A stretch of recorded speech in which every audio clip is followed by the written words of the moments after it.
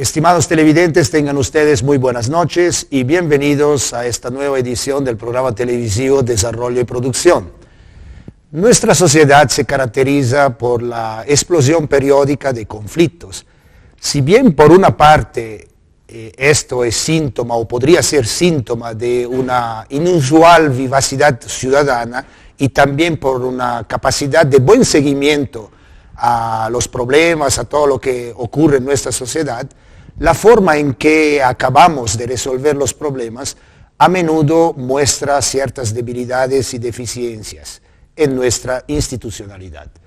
Conversamos de estallido y de manejo de conflictos con la doctora Alejandra Ramírez Oruco. Ella es responsable del área de estudios del desarrollo del Centro de Estudios Superiores Universitarios, CESU, de la Universidad Mayor de San Simón. Muy buenas noches, Alejandra. Buenas noches, Silvano, gracias por invitarme y buenas noches a todos.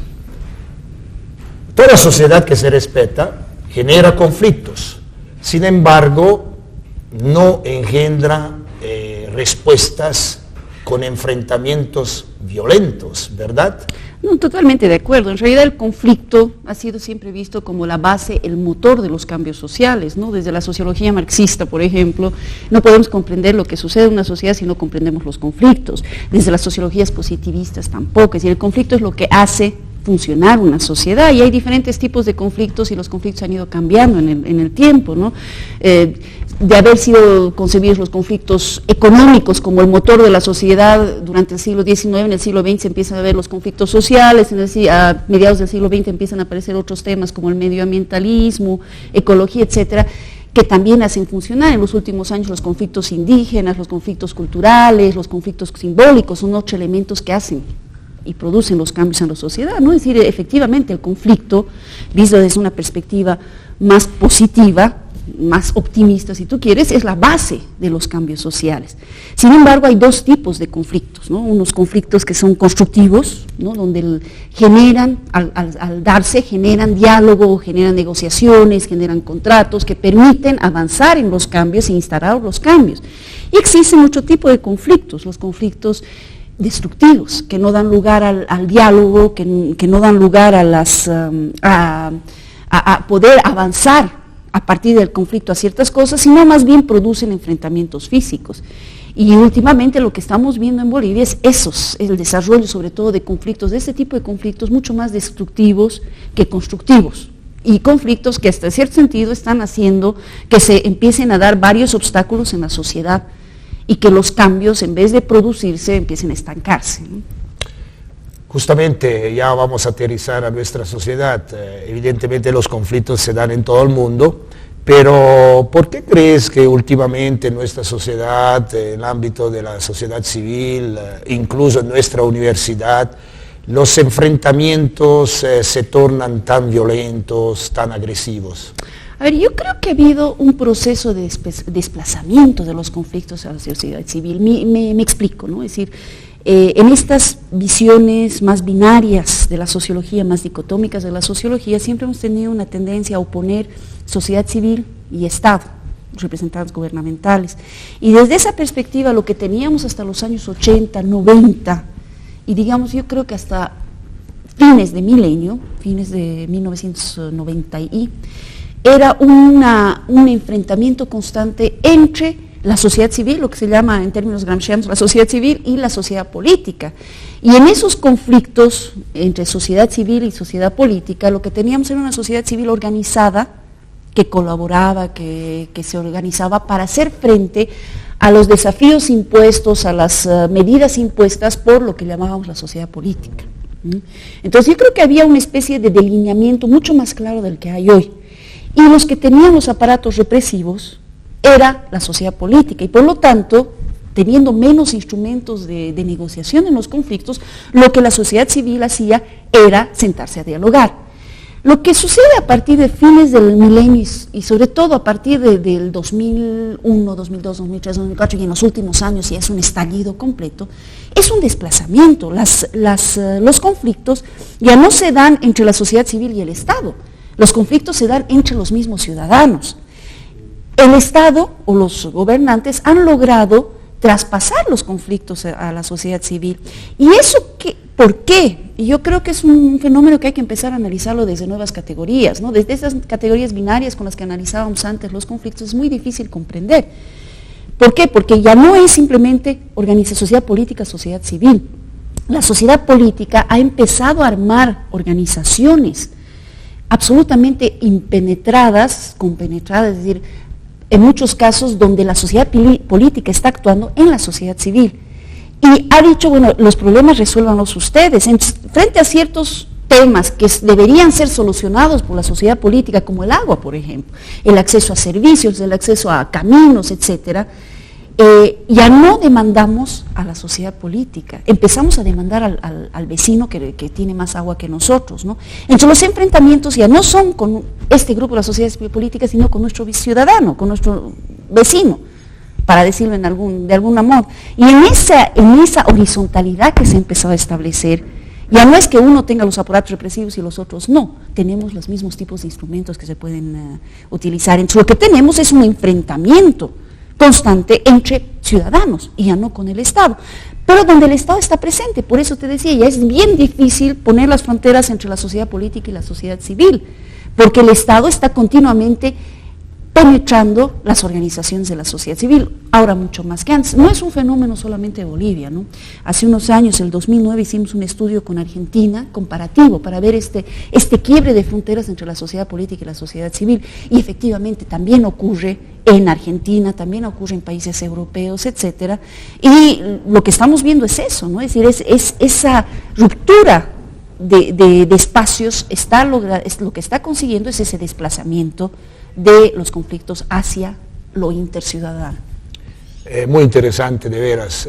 Sin embargo, normalmente el conflicto empieza por un malcontento inicial y los ciudadanos, al no encontrar cierta satisfacción o la posibilidad de encontrar solución a ese malcontento, derivan en protestas. Sí, derivan en protestas, pero ahora ¿contra quién protestamos? Antes teníamos una figura al frente que tenía que darnos los servicios, y protestábamos contra el Estado. Ahora protestamos contra el vecino, porque él se ha agarrado a las aguas. Es decir, el conflicto de Tiquipaya, la otra vez, yo creo que es paradigmático para comprender lo que está sucediendo. Es decir, ¿contra quién se ha hecho la protesta? Contra los mismos vecinos, no era contra el Estado, ¿no? Entonces, tú tienes un municipio que agarra. Las fronteras están absolutamente poco claras entre el municipio de Tiquipaya y las organizaciones de Tiquipaya, que se estaban movilizando por un terreno contra otros vecinos. Y de repente tienes otro grupo de vecinos que cierran válvulas para otros vecinos. Entonces ya lo que tú tienes son enfrentamientos que se están dando entre las mismas personas. Y si vemos y hacemos un análisis de los últimos enfrentamientos, y yo creo que ahí hay estudios muy, muy ricos que habría que recuperar, los estudios que han hecho el CERES durante muchos años, que han hecho un seguimiento de conflictos, los estudios que ha hecho UNIR, y que mensualmente te van pasando reporte de conflictos, lo que vemos en esos estudios es que cada vez más los conflictos tienen que ver con cuestiones vinculadas a la cotidianidad, ¿no? A la seguridad ciudadana. Los conflictos vinculados a la seguridad ciudadana son impresionantemente importantes, ¿no? Conflictos que tienen que ver con el acceso a servicios, pero que no los resuelves con el municipio ni con el gobierno, los resuelves con tu vecino, y así sucesivamente, ¿no? Si vemos los últimos conflictos que se están dando, son conflictos entre las personas, y ahí es donde surge la violencia física, ¿no? Ya no vas a sentarte a negociar con el vecino, vas a sentarte a pelear con el vecino, ¿no? Bueno, inicialmente yo había descubierto un poco que los movimientos que reflejaban cierto malcontento, bueno, inicialmente me refiero a hace años cuando recién llegué a Bolivia, encontraba mucho sentido de resistencia pacífica, de resistencia cívica, como un modelo un poco gandhiano. Sin embargo, últimamente esos movimientos, como estábamos ya un poco adelantándonos, derivan en conflictos físicos, de enfrentamiento físico y violento. ¿A qué se debe justamente ese cambio? En realidad lo que yo creo, como yo lo veo el tema, es que justamente los instrumentos para manejar los conflictos han ido cambiando, ¿no? Si antes, durante la década de los 90, etcétera, y un poquito antes, tú tenías métodos de conciliación, métodos de negociación, se apostaba a la negociación antes del conflicto, ahora lo que se está primando son la forma violenta. ¿Por qué? Yo creo que por dos temas esencialmente, ¿no? Uno, por lo que yo te decía antes, el conflicto ya no es con el Estado, es con el vecino, ¿no? O lo veo como si fuera con el vecino, cuando en realidad deberían solucionar el problema otras gentes, ¿no? Entonces, ahí ya no voy a sentarme a negociar, lo que voy a hacer primero es enfrentarme físico. Y dos, porque hay una suerte de, y bueno, eso tiene que ver también con una relación que se tiene con los administradores públicos, hay una suerte de, si no presiono, si no entro directamente al conflicto, no voy a lograr. O sea, lo que se ha hecho es una especie de círculo vicioso que se ha empezado a establecer, porque si yo no me enfrento físicamente, no me van a hacer caso. Entonces, lo primero que tengo que hacer es enfrentarme físicamente para que las autoridades y las otras personas me hagan caso, ¿no? ¿Por qué? Porque hay una lógica de, y lo mismo es de parte de la gente que tiene que resolver las necesidades, ¿no? Ay, si no hace caso, mejor me ocuparé de otro tema, si no hace ningún conflicto. Pero si hace conflicto, entonces recién voy a empezar a solucionar, que al final no se soluciona. Porque dicen, sí, vamos a negociar y o vamos a solucionar y nunca se llega a cuestiones prácticas o cuestiones muy específicas, ¿no? Ese es un tema. Entonces, hay una especie de que si yo no presiono, no me solucionan, y la autoridad dice, si no presiona, prefiero solucionar otras cosas, ¿no? Entonces, ahí hay una especie de círculo vicioso que se ha ido creando y que lleva directamente al enfrentamiento antes que al diálogo y a la negociación. Pero por otro lado, hay otro elemento que a mí me parece interesante que hay que plantearlo, ¿no? Últimamente la solución a las demandas de servicios, demandas de seguridad, demandas de cualquier otro tipo es absolutamente fragmentada. Entonces yo voy a negociar con un solo barrio, ¿no? Cuando en realidad cuando vemos los problemas son integrales, son parte de cadenas, ¿no? Y lo que está sucediendo en este barrio tiene que ver con lo que está sucediendo en el otro barrio, y en el otro barrio, y en el otro barrio. Entonces lo que haces es solucionar el problema de un barrio y enfrentar ese barrio con los otros barrios. No has tomado en cuenta el panorama general, ¿no? Entonces yo creo que ahí hay círculos viciosos que se están creando, una forma de solucionar problemas que no tienen nada que ver con la planificación, sino con respuestas inmediatas. Esos sistemas de alertas tempranas que se planteaban en la década de los 90 como la solución ya no están existiendo, es más bien una respuesta inmediata a lo que está sucediendo, y eso está provocando un estallido de estos conflictos mucho más físicos que no nos llevan a nada, ¿no? Donde además se rompe una cuestión mínima que es el contrato social entre las personas. Me explico, es decir, el contrato social, nosotros vivimos en una sociedad y tenemos que firmar una suerte de contrato social para que todos tengamos acceso y todos podamos vivir bien en esta ciudad. Pero ¿qué sucede? Si a mí no me hacen caso, yo voy a bloquear. ¿A quién estoy perjudicando? A mi vecino, no estoy perjudicando a nadie más.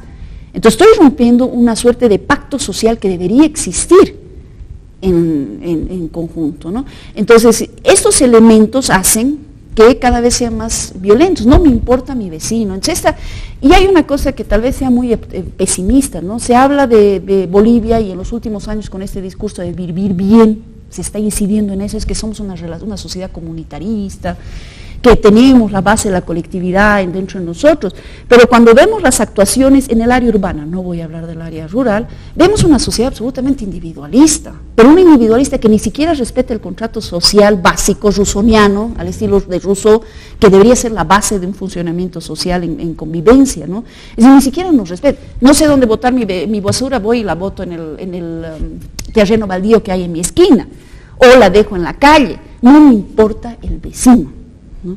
Entonces, si no me importa el vecino en mi comportamiento cotidiano, ciudadano, ¿cómo quieres conseguir un funcionamiento social que se base en la negociación, la conciliación, ¿no? Es decir, estás tendiendo más hacia los enfrentamientos físicos.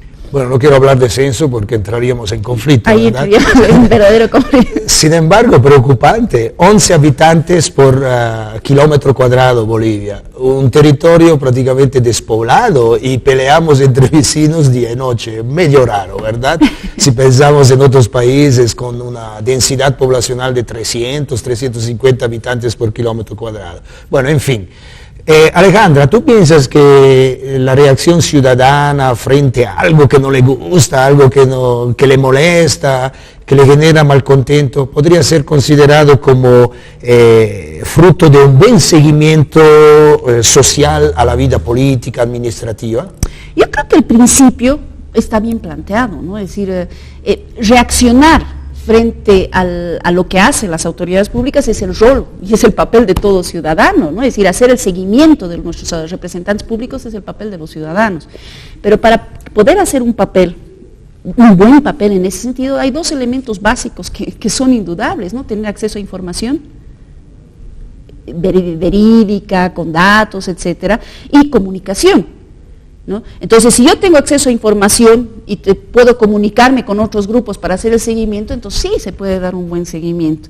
El problema, el gran problema, es que en este nuevo desplazamiento de los conflictos y esta ruptura entre sociedad civil y sociedad política, en muchos casos, que tienen que ver con la cooptación de las organizaciones sociales por parte de los gobiernos, que es cada vez más fuerte, ¿no? Y eso es indudable, hay cada vez más cooptación de parte de las autoridades frente a las organizaciones públicas. Se rompe todo con este proceso, con estos procesos se están rompiendo los canales de información y de comunicación que se pueden dar con la sociedad civil.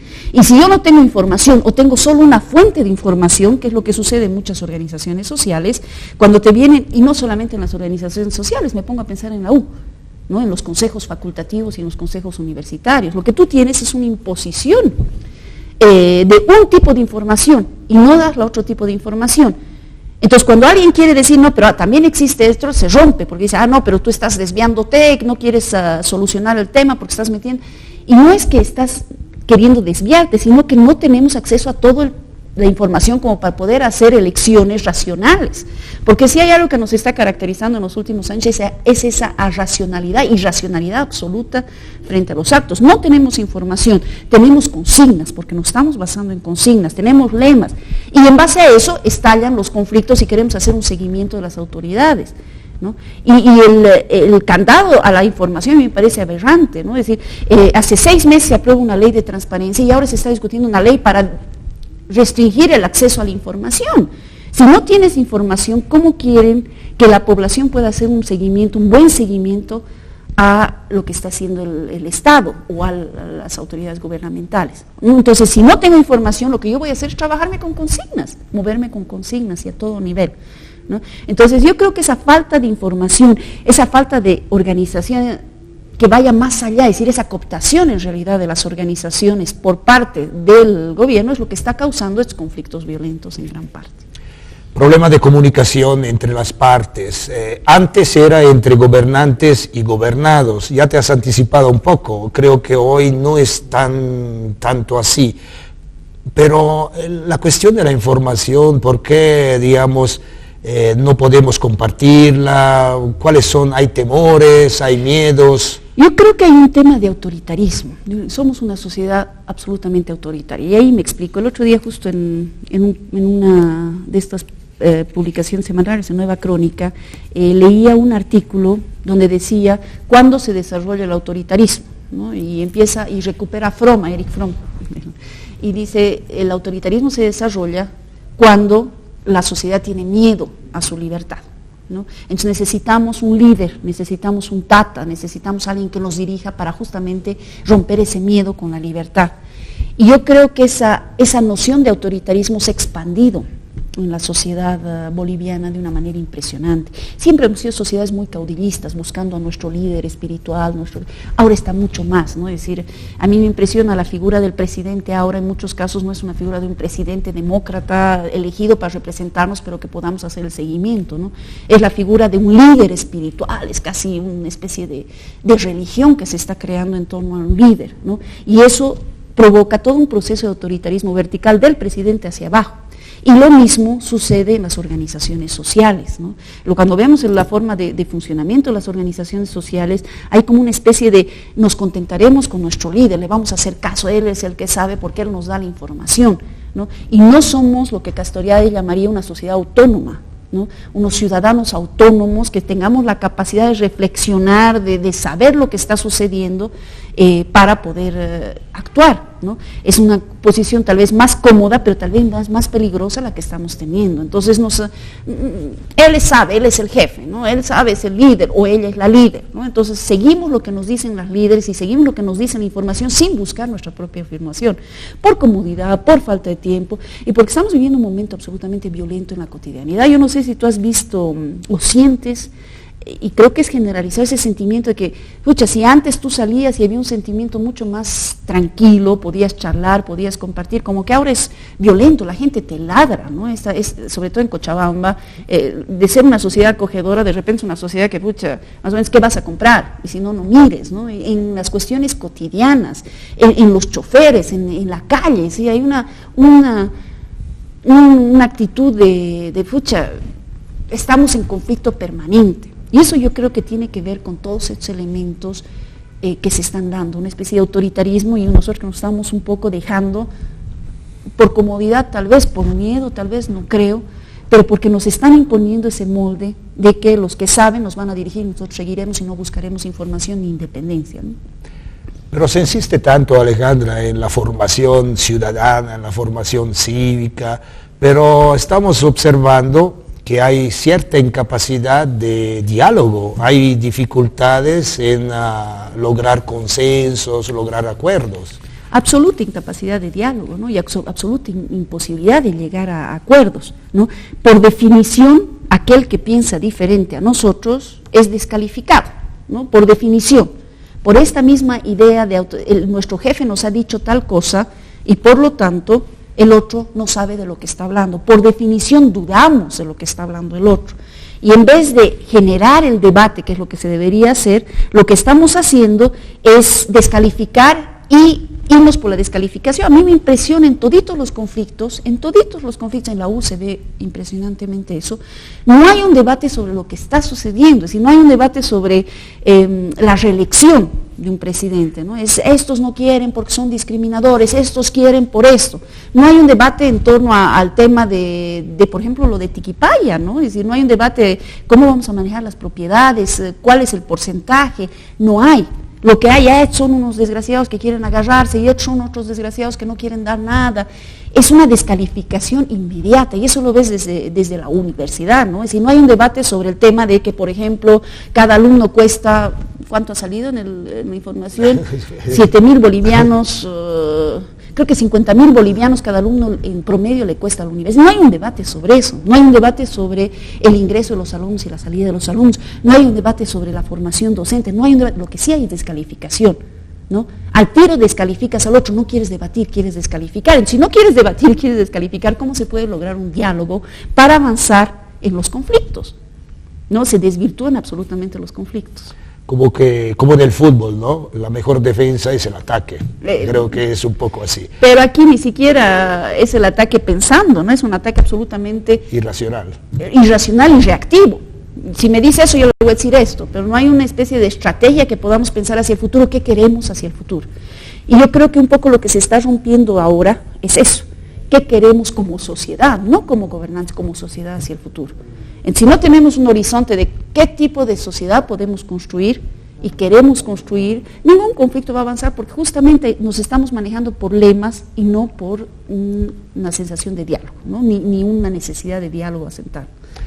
Una cuestión cultural, yo me recuerdo que los primeros años justamente, bueno, voy a muchos recuerdos en esta oportunidad, pero los primeros años que llegué, veía un poco ese famoso dicho, ¿no? Guagua que no llora, o guagua que no mama. Entonces yo veía desde chiquititos un poco insertar ese criterio, pero eso definitivamente yo creo que es una cuestión, tenemos problemas con la institucionalidad, ¿verdad? Pero ¿hay un trasfondo cultural en todo esto? Yo no creo, yo creo que es una visión mucho más externa, es decir, hay un problema actual con la institucionalidad, estoy totalmente de acuerdo, la gente ya no cree en la institucionalidad, la gente ya no respeta la institucionalidad y es más o menos sálvese cada uno como pueda, ¿no? Es decir, yo creo que, pero este dicho de guagua que no llora no mama, yo creo que generalmente ha sido aplicado de una forma absolutamente sabia, ¿no? Es decir, la gente tiene derechos y por lo tanto tiene derecho a reclamar sus derechos. Ahora, eso es la idea original. No te olvides que Bolivia es una sociedad sumamente rica en términos de organización social para alcanzar ciertos derechos, justamente porque no hemos tenido los derechos que muchas sociedades acceden, nosotros nos hemos organizado para alcanzar. El problema es cuando se desvirtúa ese alcanzar los derechos a hacer lo que yo quiero o imponer mi perspectiva sobre el otro, ¿no? Y es ahí donde han empezado a surgir conflictos, y es un tema de educación, ¿no? Es un tema de educación en el sentido en que no nos están informando sobre cuáles son los derechos ciudadanos y cómo llegar a conciliar y ejercer esos derechos ciudadanos por vías institucionales, ¿no? No hay ese tipo de información en la sociedad. Entonces, yo creo que yo no lo veo como un tema cultural, yo lo veo más bien como una ruptura que se está dando en una sociedad que ha sido tradicionalmente reconocida por su nivel de organización para alcanzar ciertos derechos, ¿no? En algún momento se ha desvirtuado ese tipo de organización para alcanzar derechos hacia organización para alcanzar derechos de algunos frente a otros. Y eso es un tema que a mí me preocupa, ¿no? Es decir, con esta nuestra capacidad fuerte organizativa, como que lo colectivo, por ejemplo, cuando se habla de movimientos sociales, parecería que es algo abstracto, ¿no? Cuando en realidad nosotros sabemos que los movimientos están formados por personas que están jugando intereses. Y ahí están nuestros dirigentes, ¿no? Dirigentes que se están jugando sus intereses. Y por comodidad, yo no les estoy quitando agencia a la gente, por comodidad muchos dicen, ay, que se juegue y le vamos a seguir, ¿no? Entonces se ha desvirtuado ese de la organización por intereses de algunas personas que están pugnando y están desplegando sus relaciones de poder para alcanzar ciertas cuestiones específicas. Pero yo no me quedaría con una visión tan pesimista tampoco, ¿no? Yo creo que hay... Y estamos empezando a analizar espacios donde se están volviendo a construir diálogos. Por ejemplo, el espacio del Internet a mí me parece riquísimo para eso, ¿no? Las redes, ¿no? No necesariamente el Twitter, aunque muchas personas que están trabajando el tema dicen el Twitter, por ejemplo, Pablo Rivera dice el Twitter es mucho más eficiente en términos de ciudadanía política.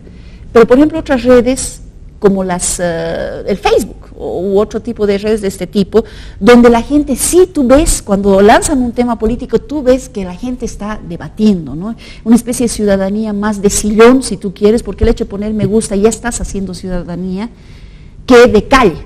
Y yo creo que ese espacio está empezando a ser invadido por otro tipo de personas que están viendo y construyendo y pensando en otro tipo de país, ¿no? Yo pienso en los jóvenes, en ciertas mujeres, yo creo que ese es un espacio que habría que empezar a analizar como una alternativa para volver a reencauzar el conflicto como un elemento constructivo más que destructivo, que es lo que estamos viviendo. Pero me queda la duda de que de alguna manera nos supera un poco el espacio individual, ¿no? Construimos en red, pero individualmente, porque no hay, digamos, una interacción, podemos estar en red con 50, con 100, con 200.000, no sé, complicadito, me parece. Pero no creas, porque los grandes movimientos también se han originado muchas veces en redes. Y yo no digo que sea la panacea, yo digo que es parte de un movimiento que nos permite hacer cosas. Por ejemplo, el movimiento 132 en México. A partir de eso salieron millones de chicos a la calle reclamando por un tema. Los movimientos que se originaron en la primavera árabe, que muchas veces estuvieron... El inicio está en estas redes. Yo no digo que solo sea esas redes, pero yo creo que es un espacio que nos puede permitir salir a las calles posteriormente, pero con otros objetivos y de manera mucho más propositiva que destructiva. Muchísimas gracias, Alejandra, de veras muy interesante. Hay mucho por hablar alrededor de este tema del conflicto. Estimados televidentes, nosotros nos hemos atrevido a conversar en torno al conflicto, no tanto para demostrar que somos una mala sociedad o que todavía tenemos muchas cosas por superar. Nosotros deseamos que a través de este programa podamos llegar a reflexionar. No es muy difícil construir confianza, entender que el otro también existe y finalmente ser un poquito más cariñositos en nuestra sociedad. Muchísimas gracias por estar con nosotros. Hasta una próxima oportunidad.